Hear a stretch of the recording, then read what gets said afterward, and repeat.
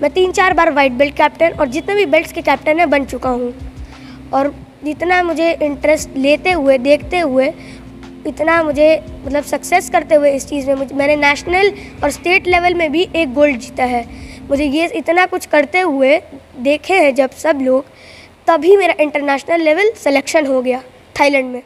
जब मैं वियतनाम से लड़ रहा था, जो पहला स्टेज था पहुंचने के लिए, उसमें मेरा दांत में लगा था चोट। और जब मैं नेपाल से गया, मैंने इतना डिफेंस किया कि मैंने लगने ही नहीं दिया और मैंने डायरेक्ट 2 पॉइंट लेके मैच ख़त्म किया। जान ही बूझ के मारेंगे क्योंकि उन लोग को तो पॉइंट लेना है और पॉइंट लेकर के जीतना है। तो ये गलती का कोई बात नहीं है यहाँ पर। जानबूझ के मारेंगे जी, तो बचना भी है। जी बचना भी है। डिफेंस उधर फर्स्ट, सेकंड और थर्ड तीनों बेसिक, मीडियम, आर्ट तीनों ही लेवल पे आपका प्रैक्टिस डिफेंस नहीं रुकेगा।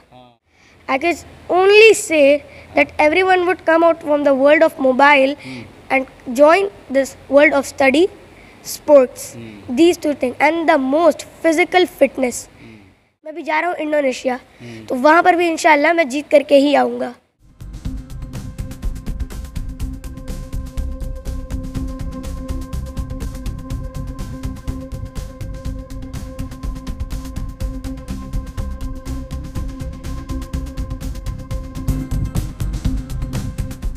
आप देख रहे हैं विज़न आजकल और मैं हूं इमरान अली। आज आपकी मुलाकात कराते हैं वर्ल्ड चैम्पियन मोहम्मद विल्दान अज़ुमर सिद्दीकी से। ये बालक बच्चा कमाल कर चुका है और जब आप पूरी बात जानेंगे तो आप ख़ुद भी हैरान हो जाएंगे। अभी जब स्पोर्ट्स में बच्चे, जहां आज वीडियो गेम और मोबाइल में बच्चे उलझे हैं, वहां इस विल्दान ने कमाल कर दिया है कि ये न ये कि स्टेट लेवल पर, न कि नेशनल लेवल पर, बल्कि इंटरनेशनल लेवल पर वर्ल्ड चैम्पियन होकर ये देश में अपने लौटे हैं। और जिस तरह की कामयाबी विल्दान ने हासिल की है, इन तमाम चीज़ों पर हम बात करेंगे। सबसे पहले हम विल्दान के इस तारुफ को आपको बता दें कि विल्दान वैसे तो रहने वाले कोलकाता वेस्ट बंगाल के हैं, लेकिन शेरघाटी का हमज़ापुर इनका नानियाल है और यहाँ पर ये बचपन से आते जाते रहते हैं। हमज़ापुर के लोग भी इनसे वाकिफ़ हैं और हमज़ापुर जो कि अदबी दुनिया में मशहूर है। और अब जबकि स्पोर्ट्स में यहाँ का एक बच्चा, यहाँ का छोटा बालक जब इंटरनेशनल लेवल पर शोहरत हासिल कर चुका है, तो आपको भी जानना चाहिए इसके संघर्ष की कुछ कहानी को। विल्दान, सबसे पहले आप अपना तारुफ़ कराइए, हमें अपना परिचय दीजिए, इंट्रोडक्शन। जी, मेरा नाम मोहम्मद विल्दान अज़ुमर सिद्दीकी है। मैं the assembly of God church का बच्चा हूँ। मैंने क्लास 6 तक अभी पढ़ रहा हूँ मैं, और मैंने अभी इंडिया के लिए 2 गोल्ड मेडल जीता है। मैं अभी थाईलैंड से ही रिसेंट अभी जीत करके आया हूँ। बच्चे ज़्यादातर शौक़ रखते हैं क्रिकेट का, फुटबॉल का या दूसरे खेल का, ये अचानक कराटे आपके जहन में कैसे आ गया? कराटे, ये सारा क्रेडिट मेरे फादर को जाता है।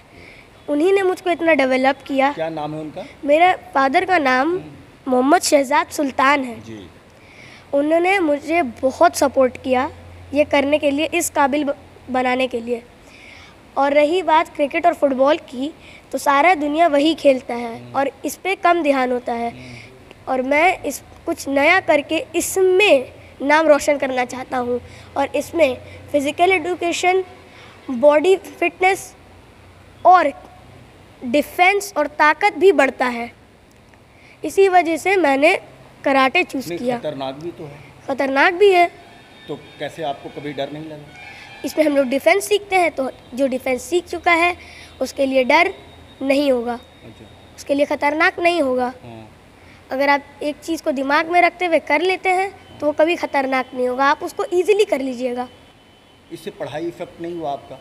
पढ़ाई को करना है, पर साथ साथ खेल को भी एक तरफ रखना है। जी। तो क्या आपको शुरुआत कैसे हुई इसकी? कितने, मतलब आखिर आपने तुरंत तो इंटरनेशनल लेवल पे फौरी नहीं पहुंचे होंगे, एक स्टेप से चले होंगे, तो शुरुआत स्टेप कैसे, पहला स्टेप क्या हुआ था? मेरे डैडी ने मेरा जब नाम लिखवाया तो मुझे ये चीज़ थोड़ा इंटरेस्टिंग लगने लगा। जब मैं इसमें पूरा दिमाग लगाने लगा तो मज़ा आने लगा। तो फिर मैं लगातार 9 महीने तक प्रैक्टिस किया। और मेरे जो कोचेज़ हैं, अली सर, फारूक सर, इन लोगों को मेरा प्रैक्टिस बहुत अच्छा लगा। मैं 3-4 बार वाइट बेल्ट कैप्टन और जितने भी बेल्ट्स के कैप्टन हैं बन चुका हूँ। और जितना मुझे इंटरेस्ट लेते हुए देखते हुए इतना मुझे मतलब सक्सेस करते हुए इस चीज़ में मैंने नेशनल और स्टेट लेवल में भी एक गोल्ड जीता है। मुझे ये इतना कुछ करते हुए देखे हैं जब सब लोग, तभी मेरा इंटरनेशनल लेवल सिलेक्शन हो गया थाईलैंड में। तो वहाँ किस किस टीम से मुकाबला हुआ आपका? मेरा पहले काता हुआ था, जो जिसको डेमोन्स्ट्रेशन बोलते हैं, उसमें हम लोग को दिखाना पड़ता है। और रही बात लड़ाई की, तो वो हुआ था वियतनाम और नेपाल से। अच्छा बेटा, ये बताइए कि घर वालों को भी डर लगता है, हमारे भी बच्चे हैं तो कुछ ऐसा स्पोर्ट्स में जाते हैं तो हम लोग डरते रहते हैं कि बच्चों को चोट ना लग जाए। और ये जो आपका ख़ास की ये कराटे है, ये काफ़ी ख़तरनाक है हम लोगों ने। तो आपने कभी किसी सीनियर को या जो स्पोर्ट्स में कराटे में बड़े लोग हैं उनको कभी देखा कि कैसे वो लोग खेलते हैं? और क्या कभी इस जर्नी में, सीखने की जर्नी में या फिर स्पोर्ट्स की जर्नी में, कंपटीशन में कभी कभी आपको ज़ख्मी हो गए या चोट भी लग गया या ऐसा कुछ हुआ आपके साथ कभी? जी, जब मैं वियतनाम से लड़ रहा था, जो पहला स्टेज था पहुंचने के लिए, उसमें मेरा दांत में लगा था चोट। अच्छा। और जब मैं नेपाल से गया, मैंने इतना डिफेंस किया कि मैंने लगने ही नहीं दिया और मैंने डायरेक्ट 2 पॉइंट लेके मैच ख़त्म किया। और मेरे पेरेंट्स, मेरी मम्मी जो मेरी गार्डियन है, वो बहुत डरती थी कि अगर चोट लग जाएगा ये हो जाएगा। पर मेरे डैडी मेरा प्रैक्टिस देख के, मेरा कंसंट्रेशन देख के डरते ही नहीं थे। उनको यकीन था कि मैं गोल्ड मेडल लाऊंगा ही। वो कभी नहीं डरते थे। दूसरे बच्चों को क्या कहेंगे आप, जो छोटे बच्चे और हैं? अभी देखिए बेटा, एक चीज़ मैं महसूस करता हूँ कि बच्चों को अब जो आउटडोर गेम है उसमें इंटरेस्ट घट रहा है, मोबाइल में चिपके हैं, मोबाइल गेम में लगे हैं। ऐसे बच्चे, जो आप जैसे बच्चे जो मतलब वर्ल्ड चैम्पियन हो गए, छोटी बात नहीं होती कोई कस्बे में स्पोर्ट्स का जीतना, स्टेट में जीतना, कई शहर में या स्टेट में जीतना, नेशनल लेवल पे जीतना, आप इंटरनेशनल गेम में शामिल हो चुके हैं, वर्ल्ड चैम्पियन हो चुके हैं। क्या दूसरे बच्चों को क्या लगता है, क्या करना चाहिए उनको? मैं तो यही सलाह दूंगा कि वो भी मोबाइल की दुनिया से हटकर प्रैक्टिस और कंसंट्रेशन, पढ़ाई और उनका मनपसंद स्पोर्ट जिन पे उनका मन लग रहा है, उसमें ज़्यादा ध्यान दें। अब जब इंडिया लौटे जीत कर, एयरपोर्ट पर जब आपका वेलकम होने लगा कि आप इंडिया का झंडा गाड़ कर आए हैं, तो किस तरह से, या वहाँ आप जहाँ पे जो बैंकॉक में जो स्पॉट चल, तो भारतीय जो इंडियन है वो किस तरह से आपको सपोर्ट कर रहे थे, या कैसे वेलकम हुआ आपका? मेरा बहुत धूम से वेलकम हुआ था। कहाँ?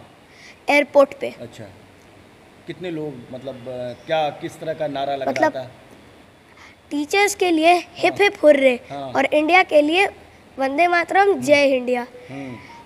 और 50 से ऊपर रिलेटिव आए थे मुझे कलेक्ट करने के लिए। अच्छा। और जितना मेरे ग्रुप्स के मेंबर थे, उन लोग में से कुछ कम ही आए थे, और सबसे ज़्यादा मेरे ही मेंबर आए थे मुझसे मिलने, मुझको वेलकम करने।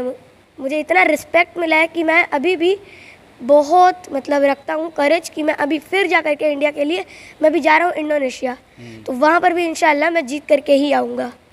बेटा ये बताइए कि ये जो गेम है होता क्या है, कैसे इसकी शुरुआत करते हैं? दूसरे जो लोग, दूसरे बच्चे इसको सीखना चाहें, इसमें आगे बढ़ना चाहें, तो क्या स्टेप होता है इसका, या किस तरह का गेम होता है? क्या है ये गेम? अगर जो लोग नहीं जानते हैं इस गेम को, तो उनको कैसे बताएंगे आप? पहले होता है बेसिक, फिर होता है मीडियम, फिर होता है हार्ड लेवल की प्रैक्टिस। मुझे बेसिक से सीखा गया, मैंने बेसिक से सीखा, बेसिक से डेवलप करके मैंने मीडियम में गए। बेसिक क्या है? बेसिक जैसे आपका एक्सरसाइज हो गया, पैर उठा करके बैलेंस करना हो गया, पैर उठा करके खाली दमादम 6 बार किक उठाना गया, उसको बैलेंस ही बोलेंगे। और मीडियम पे आते हैं तो मीडियम पे आपको सारा किक सिखाया जाएगा। और हार्ड लेवल पे एक बंदे के साथ आपको खड़ा खड़ी लड़ाया जाएगा, दिखाया जाएगा कि आप कैसा कर रहे हैं, और आपको मैन टू मैन ट्रेनिंग दिया जाएगा। वो डिफ़िकल्ट होता है। ये जो लड़ाया जाता है तो वो स्पोर्ट्स रह जाता है या रियल झगड़ा शुरू हो जाता है? स्पोर्ट्स ही रहता है, रियल झगड़ा नहीं होता है। अच्छा, स्पोर्ट्स ही रहता है जी। फिर भी लेकिन खतरा रहता है, चोट लगने का डर होता है। ये जानबूझ के लोग मारते हैं या कहीं गलती से चोट लग जाता है? जान ही बूझ के मारेंगे, क्योंकि उन लोग को तो पॉइंट लेना है और पॉइंट लेकर के जीतना है। तो ये गलती का कोई बात नहीं है यहाँ पर। जानबूझ के मारेंगे जी। तो बचना भी है? जी, बचना भी है। डिफेंस उधर फर्स्ट, सेकंड और थर्ड, तीनों बेसिक, मीडियम, आर्ट, तीनों ही लेवल पे आपका प्रैक्टिस डिफेंस नहीं रुकेगा। अच्छा। अगर आप ब्लैक बेल्ट ग्रैंड मास्टर क्यों ना हो जाए तब भी आपका प्रैक्टिस नहीं रुकेगा। लैंग्वेज प्रॉब्लम क्या आता था आप जब बाहर जाते हैं? जी तो लैंग्वेज प्रॉब्लम कैसे आया आपकी? क्या आप उर्दू हिंदी जानते हैं, बांग्ला जी, मैं जानते हैं, इंग्लिश जानता हूँ। इंग्लिश जानते हैं? जी, आई कैन तो- स्पीक इन इंग्लिश। अच्छा, तो किस सिचुएशन में अभी कुछ सवाल होते थे आपको तो किस तरह से अंग्रेज़ी में कैसे सॉल्व करते थे, या दूसरे देश के जो अंग्रेज़ी नहीं जानते हैं तब क्या होता था उस समय, उस वक्त? जो लोग अंग्रेज़ी नहीं जानते थे वहाँ पर एक आदमी होता था जो इंग्लिश में बताता था। जैसे हो गए मेरे जर्नल, हाँ, उनको इंग्लिश नहीं आता था, उनको खाली थाई भाषा आता था। हाँ। तो एक बंदा रहता था जो बताता था इंग्लिश, हम्म, ठीक है, हम लोग को एक्सप्लेन करता था। अगर इंग्लिश में आप बच्चों को कुछ कहना चाहें, संदेश देना चाहें, जी। तो आप क्या संदेश देंगे इंग्लिश में? आप अगर जी। इस स्पोर्ट्स के मामले में अगर इंग्लिश में कुछ कहना चाहें तो क्या कहेंगे? I can only say that everyone would come out from the world of mobile and join this world of study, sports, these two things, and the most physical fitness. This is really very important. These three things would prepare your future.